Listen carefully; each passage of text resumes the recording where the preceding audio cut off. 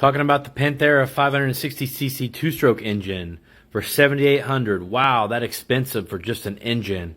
Rather buy a new bike. Well, no. First of all, it's not just an engine. It's an engine. It's your fuel system, so carb, throttle body, whatever. It's your wiring harness. It's your intake. It's everything but the chassis. So it's more than just an engine. But rather buy a new bike. Well, yeah, this isn't for everybody. This isn't for somebody that just wants a dirt bike. Like, this is for somebody that wants a 500 to 600cc two-stroke. Because you can't just go into your dealership and buy a 500 to 600cc two-stroke. You just can't do it anymore. That's the whole point. That's what makes this engine so cool and unique and valuable.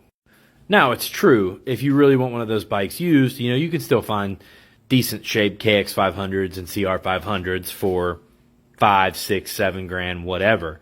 But and a lot of these guys that are putting money into these builds, they can swallow that price. So I would rather have this engine out there as an option than not have it.